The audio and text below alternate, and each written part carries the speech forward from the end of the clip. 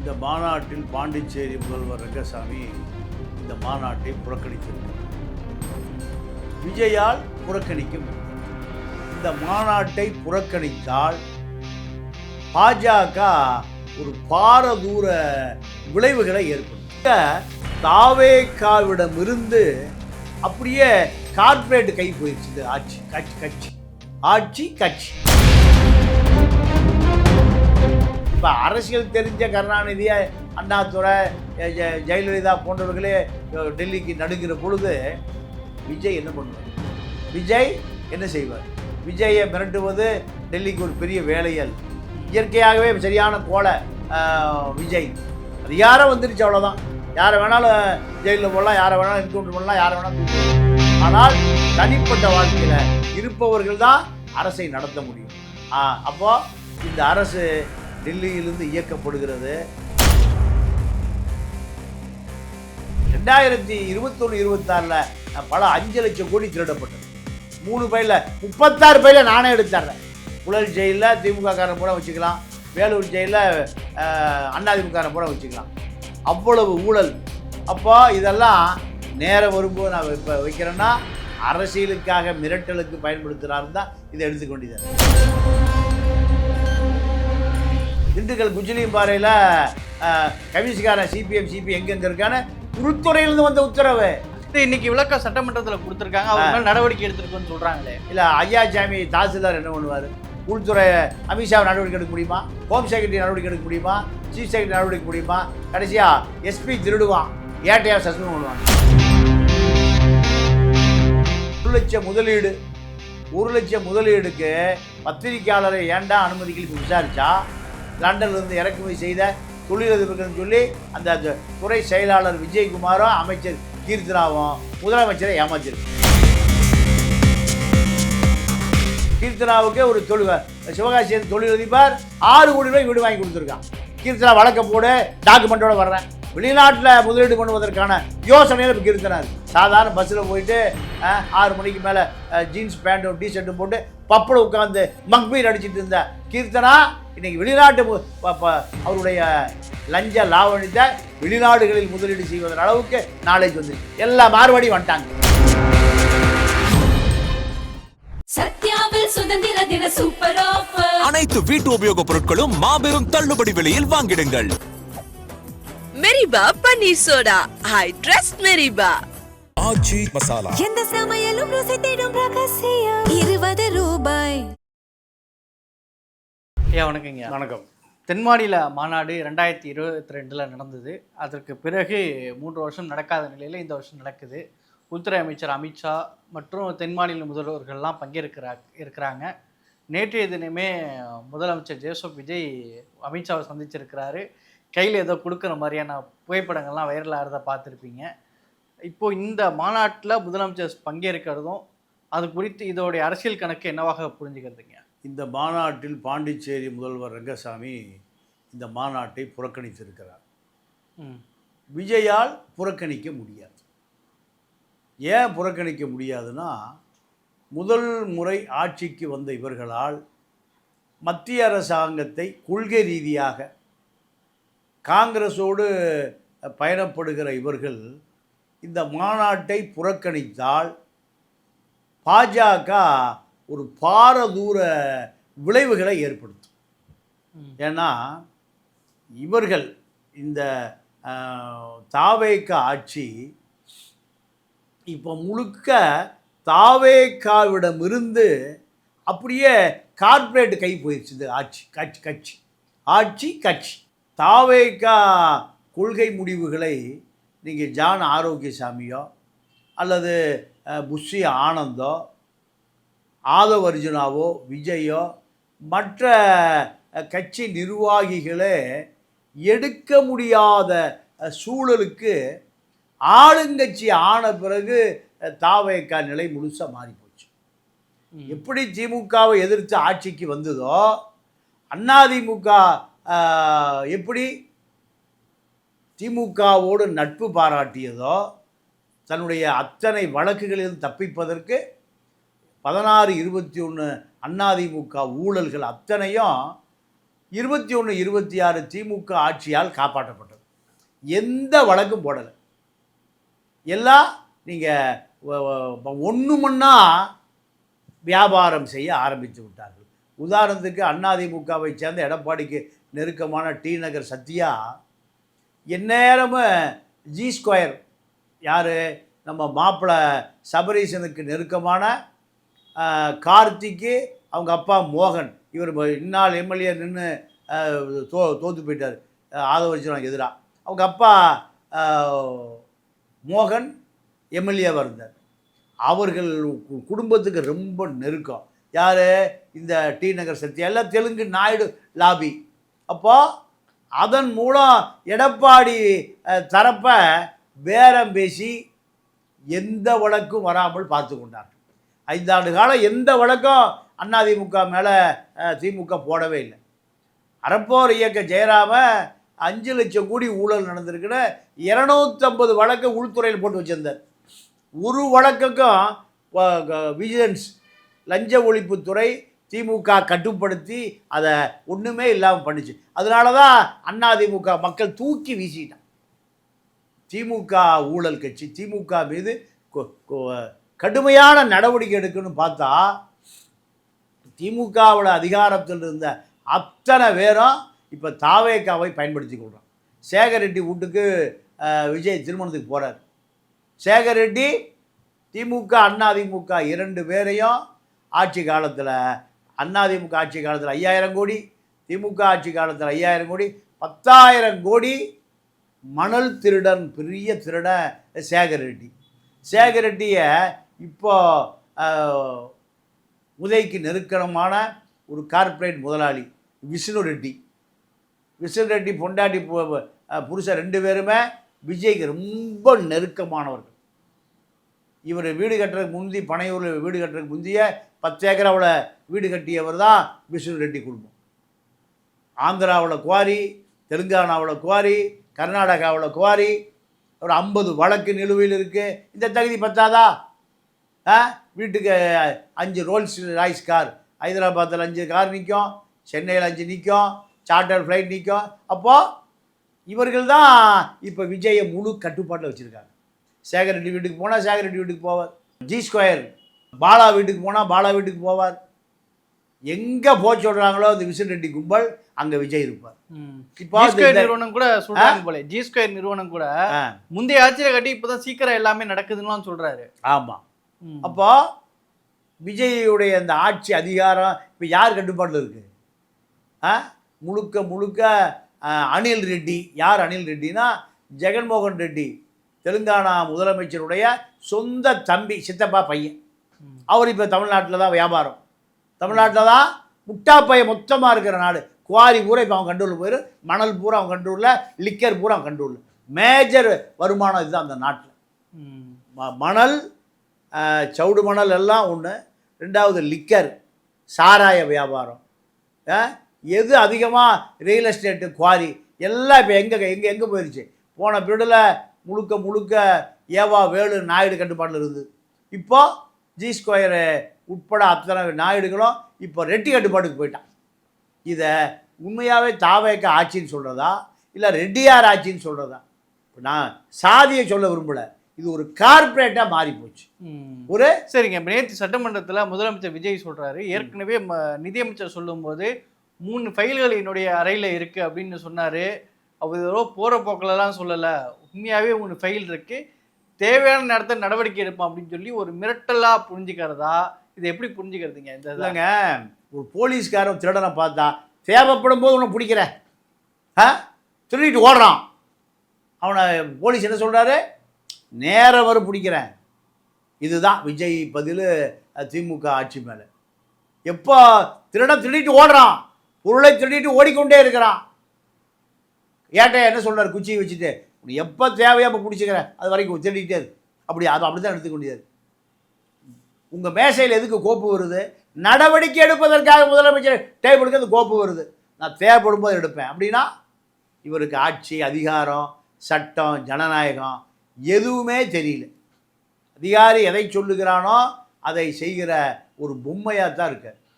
5 கோடி ரூபாய்க்கு decoration, interior Kamarajar கக்கனு 5 கோடி ரூபாய் இன்டீரியர் டெக்கரேஷன் பண்ணாங்க. 5 கோடி ரூபாய்க்கு ஒரு ஏக்கரை வாங்கிடலாம, ஒரு கட்டடத்தையே விலைக்கு வாங்கிடலாம. அப்போது எல்லாமே ஊழல் ஊழல் ஊழல் ஊழல் ஸ்டார்ட் ஆயிடுச்சு. நீங்கள் அறப்போர் இயக்க ஜெயராம 250 வழக்க அதிமுக ஆட்சி காலத்தில் போட்டு திமுக நடவடிக்கை எடுக்கல, இன்னும் கத்திட்டு இருக்காரு. அதை நடவடிக்கை எடுத்தால் அதிமுக அழிஞ்சு போயிடும். அதிமுக அழிஞ்ச அவ்வளோ ஜெயிலுக்கு போயிடுவான். இப்போ இவர்கிட்ட இருக்கிற விஜயபாஸ்கர், கரூர் விஜயபாஸ்கர் உட்பட அத்தனை பேரும் ஜெயிலுக்கு போயிடுவான். அதிமுக க்ளீன் போல்ட் ஆயிரும்.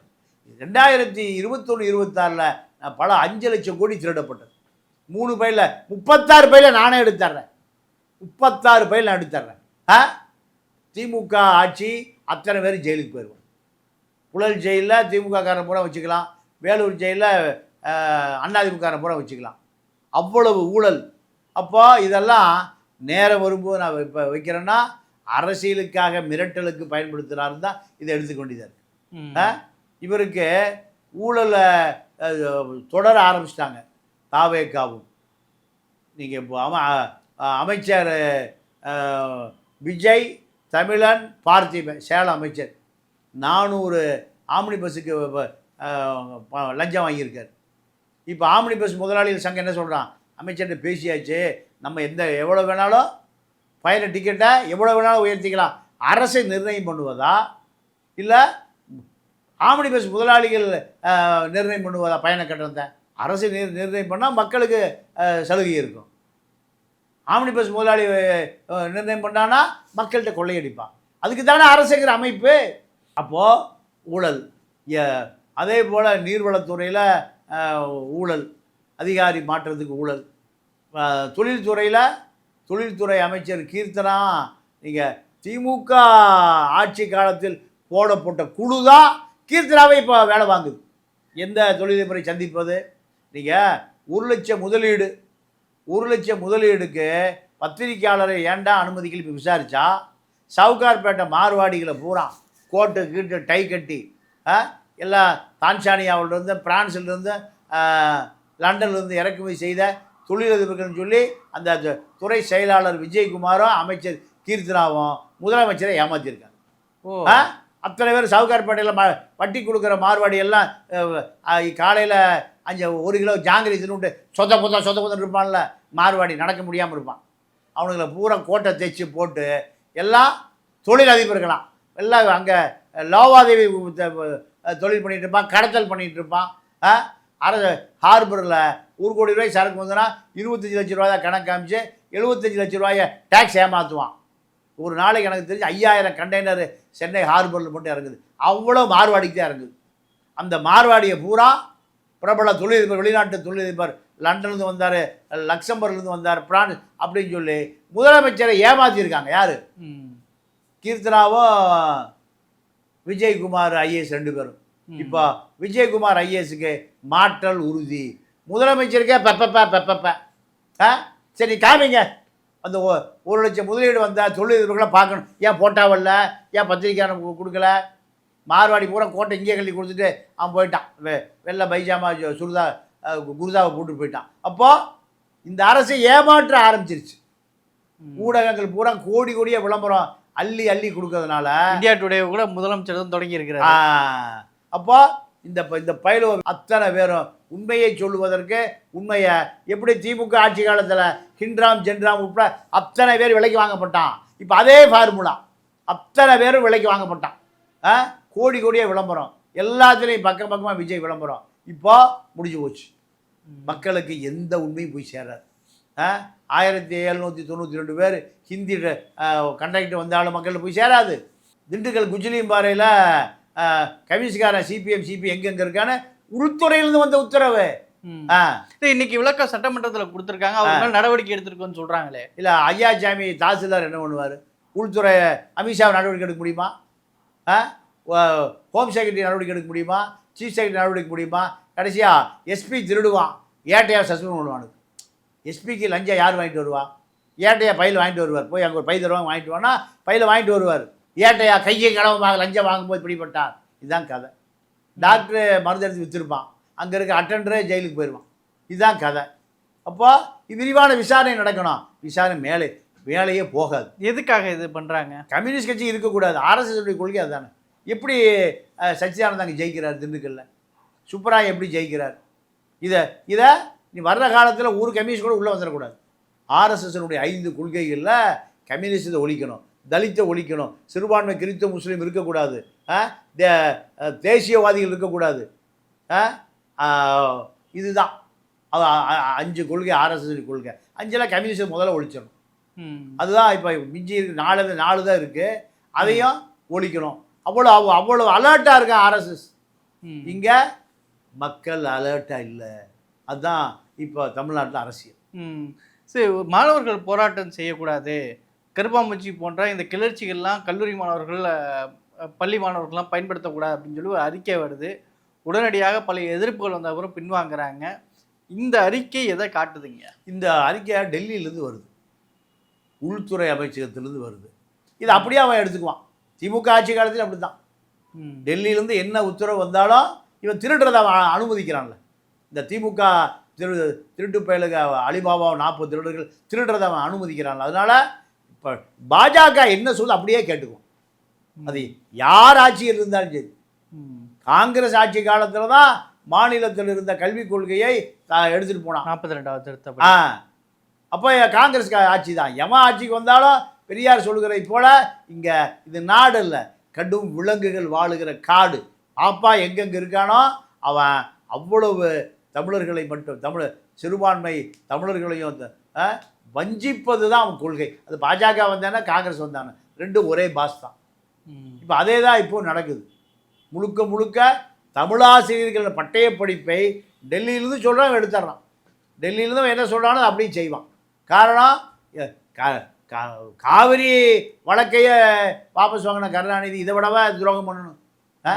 கச்சத்தீவை தாரவார்த்து கொடுத்த கருணாநிதி இப்படி சாரை இவர்களை பொறுத்தவரை இப்போ அரசியல் தெரிஞ்ச கருணாநிதியை அண்ணாதுரை ஜெயலலிதா போன்றவர்களே டெல்லிக்கு நடுங்கிற பொழுது விஜய் என்ன பண்ணுவார்?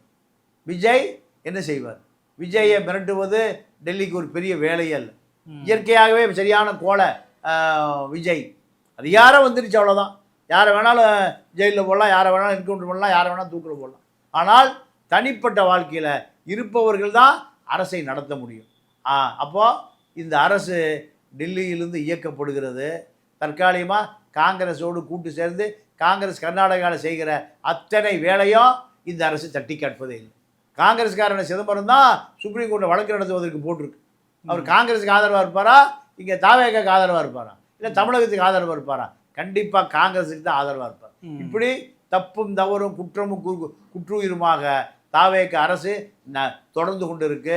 இது ஒரு ஆபத்தான போக்கு. சரிங்க. இன்னொரு பக்கம் விடுதலை சிறுத்தைகள் கட்சியினுடைய முதன்மை செயலாளர் ஆலூர் ஷானவாஸ் அந்த மாநாட்டிலேயே பங்கேற்கவே இல்லை. இது குறித்து முதலமைச்சர் சந்திச்சுட்டு வெளியே வரக்கூடிய திருமாவளவன் அவர்கள்ட்டையும் கேள்வி எழுப்புறாங்க. அவர் உண்மையை பதில் சொல்லாமல் போகிறாரு. இன்னொரு சில செய்திகள் வெளியே வருது. அவர் நடவடிக்கை என்ன மாதிரி நடவடிக்கை எடுக்கலாங்க அதை கொடுத்து ஒரு ஆய்வு பண்ணிகிட்டு இருக்காங்க அப்படின்ற மாதிரிலாம் அவர் குழு போட்டிருக்கிறதெல்லாம் செய்திகள் வருது.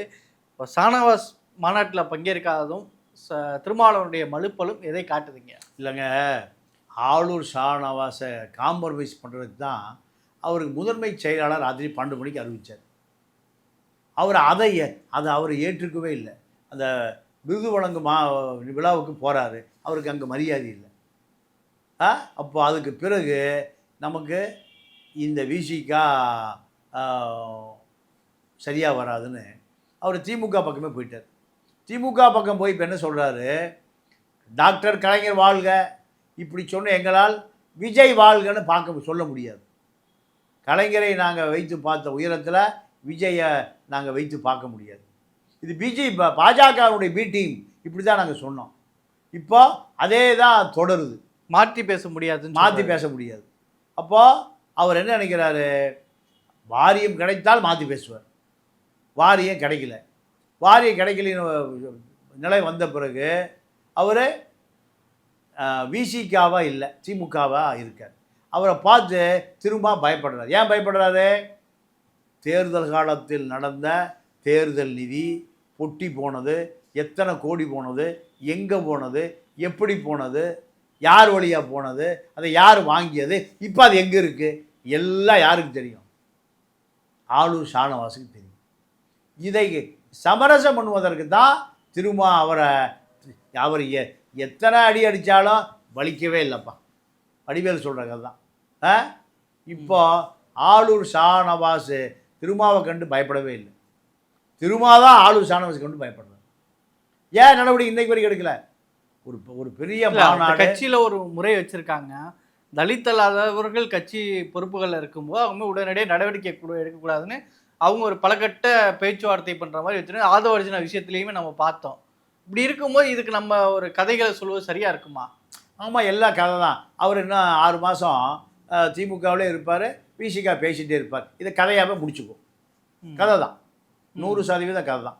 இன்னும் 6 மாதம் இப்படியே சொல்லிகிட்டு இருப்பார். விசிகா சொல்கிறதா கதை கதை கதை கட்டுரை கவிதை அப்படி தான் ஓட்ட வேண்டியதான். ஏன்னா விசிகே தரப்பினர்கள் அவர் கட்சிக்குள்ளே நாங்கள் நடவடிக்கை எடுப்போம், எங்கள் கட்சியில் ஒரு அதுக்கு ஒரு கட்ட நடவடிக்கைகள்லாம். ஆமாம், 6 மாதம் 1 வருஷம் ஆகும். அடுத்த தேர்தல் வரைக்கும் நாங்கள் நடவடிக்கை எடுத்துகிட்டே இருப்போம்.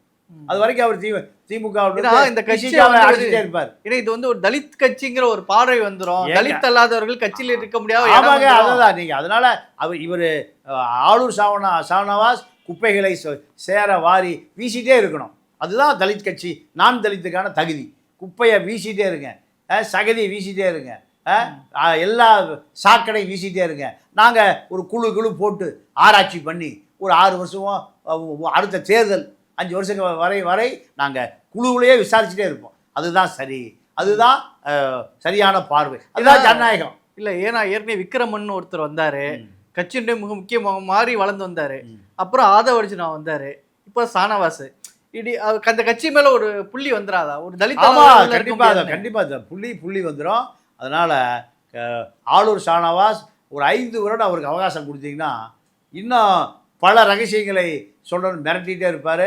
அது வரைக்கும் அவரை முதன்மை செயலாளர் பதவி உயர்வு கொடுக்கணும். பொதுச் செயலாளர் ஆக்குனீங்கன்னா நல்ல ஜனநாயகம் எடுத்துக்காட்டு விசிகாவுக்கு. பல பேர் விசிகாவிலிருந்து பல தலைவர் போயிட்டான். எனக்கு தெரிஞ்சு செல்வ பெருந்துக்கு போனார், தடா பெரியசாமி போனார், குழந்தை அரசன் போனார், இப்படி பல பேர் போயிருக்காங்க. அப்போல்லாம் ராத்திரியா நடவடிக்கை எடுக்கிற திருமா இப்போ இவர்களை பார்த்து நீங்கள் இப்போ பயந்து நடுங்கி அஞ்சு. எனக்கு செல்வ பெருந்தகை போன காதலும் தெரியும், இந்த கட்சி எப்படி இருக்குன்னு தெரியும். அதனால் தலித்து மக்களுக்கு ஒரு இயக்கம் வேணும். அவன் திமுக அதிமுகவில் எந்த அங்கீகாரம் இல்லை, அதனால் அவன் கூடுறான். அதுதான் இந்த கட்சியினுடைய பலம். அத்தனை பேருக்கு அம்பேத்கர் போய் சேரவே இல்லை. மேடையிலேயே ஒரு 2000 பேர் போதையில் உட்காந்துருக்கான். போதையில் உட்காந்துருக்கான் 2000 பேர். அப்போ நீ அம்பேத்கர் சொல்லி கொடுத்துருந்தா அவன் வருவானா? ஒரு தலைவனை தள்ளி விடுறான். பேருந்துகள் போகிற பேருந்துகள் ஏறி இருக்கு. என்னென்ன நம்ம கட்சி அதை சொல்லக்கூடாது. ஆனால் ஒரு அந்த மேடை சரிந்து விழுந்தா திருமாவுடைய நிலைமை என்ன கற்பனை பண்ணி பார்க்க முடியும். கண்டிப்பாக ஏங்க ஒரு மேடை என்ன 3000 பேர் ஏறக்கா மேடை போடுவான். அதே பொய்ப்பந்தலில் தான் மேடை போடுவான். எத்தனை பேர் மொத்தம் உட்காருவாங்க? 50 பேர் உட்காருவாங்க. அதுக்கு தானே மேடை. எவ்வளோ பேர் ஏறுனா அதில்? 2000 பேர். 2000 × 50 கிலோ போடுங்க, எவ்வளோ ஆச்சு? எத்தனை டன்னு?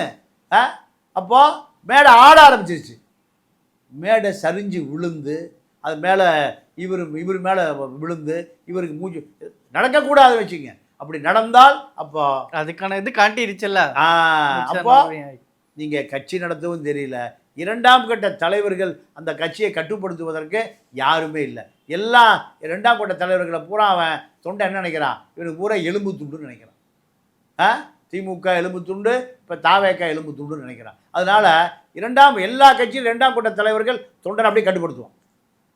உட்கார எந்திரிப்பான். இங்கே அப்படி ஆளே இல்லை. இப்போ ரவிக்குமார் மேலே சோகாஸ் நோட்டீஸ் வந்துருச்சு. தலித் ஃபண்டை ஏமாத்தினார். ஆமாம், தலித் நிதியை 1.25 கோடியை அவருடைய வங்கி கணக்கில் போட்டார்னு இப்போ நோட்டீஸ் வந்துருச்சு. இப்போ பதவியை விலகணும், இல்லைன்னா சிறைக்கு போகணும். ஒரு தலித்தை ஏமாற்றுகிறவன் தான் ஒரு தலித் தலைவன். எங்கே இந்த கூத்து எங்கே போய் சொல்கிறது? அவரை கட்டுப்படுத்தவே முடியல. வீட்டை பூட்டி வாடகை விட்டுட்டு திரும்ப வீட்டில் தங்கியிருக்கார். ஏன்? 4 லட்ச ரூபா வருஷம், 48 லட்ச ரூபா வாடகை வருது. வருஷம் 5 வருஷத்துக்கு வருஷம் 48 லட்சம், 5 வருஷத்துக்கு 2.5 கோடி ரூபா வாடகையை மட்டும் சட்டவிரோதமாக சம்பாதிக்கிறார். ஏன் ஒரு தலித் மாணவன் டெல்லிக்கு படிக்க வந்தவங்க தங்க மாட்டானா? ஜவஹர்லால் நேரு பல்கலைக்கழகம் எத்தனை தலித் மாணவன் அவர் தொகுதியிலிருந்து போயிருக்கான், அவன் தங்க மாட்டானா? ஏன் பெருந்தன்மையாக திறந்து விடுங்களேன்.